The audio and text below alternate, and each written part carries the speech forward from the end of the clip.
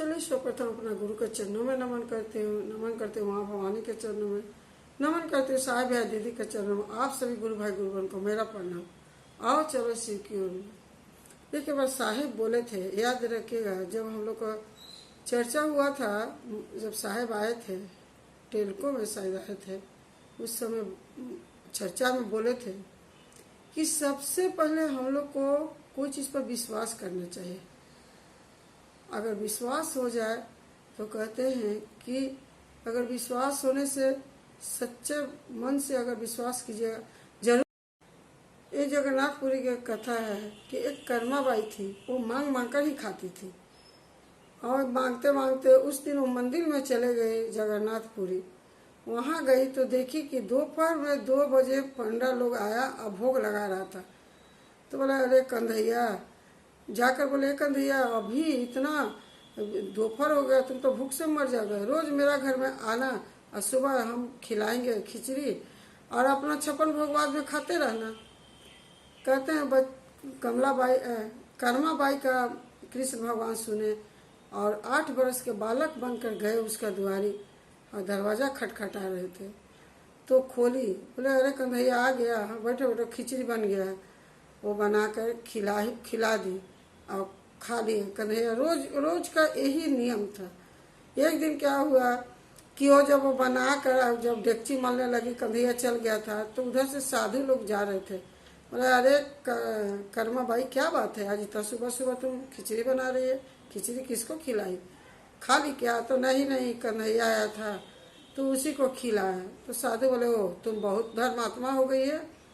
और बोला कि तुम जो न नहाती है न साफ सुथरा आंगन द्वार कुछ नहीं किया, तुम्हारे घर में कन्हैया। तब कर्मा भाई बोली कि बाबा बताइए कैसे क्या होता है, प्रभु बताइए। वो बोले नहाओ, आंगन झाड़ू दो, किचन साफा करो और तब ईश्वर को बुलाकर भोग लगाओ, कन्हैया को बुलाकर। ठीक है। वो दूसरा का दिन वो करने लगी, देरी हो गया, फिर भी कन्हैया आए तो बोले बैठिए तुरंत हमारा खिचड़ी। जैसी कन्हैया मुंह में डाले वैसे मंदिर का घंटा बजना स्टार्ट हो। सोच रहे हैं कि पांडा आया होगा और दौड़ कर कन्हैया भाग गए। वहाँ गए तो कहते हैं जगन्नाथपुरी में जब पांडा देखा कि कृष्ण भगवान का मुंह में जूठा खिचड़ी का लगा हाथ में, वो सोचते ही रह गया। फिर वो अपना गया और सोचते सोचते सो गया। तो वो सपन में बोले कि देखो कर्मा बाई हमको रोज नित्य खिलाती थी वो खिचड़ी, ये बात किसी को मत करना। और जब सुबह सुबह नित्य देखिएगा सुबह सुबह हमको खिचड़ी बनाती थी।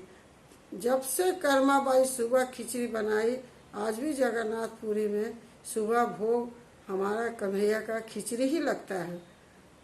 सोचिए मैंने विश्वास एक ऐसा चीज है। सोचिए वो बोल कर आई और उसका विश्वास था मेरा कन्हैया जरूर आएगा, खिचड़ी जरूर खाएगा, और वो खाया। तो उसका कहते हैं कि जिसका मन में हम लोग भगवान का पूजा करने जाते हैं लेकिन इतना ना मांग लेते हैं, हम लोग का मन में तो ये नहीं है, इतना ना मांग लेते हैं कि वो भगवान हम लोग को प्यार क्या दे कि वो देने में ही लग जाते हैं।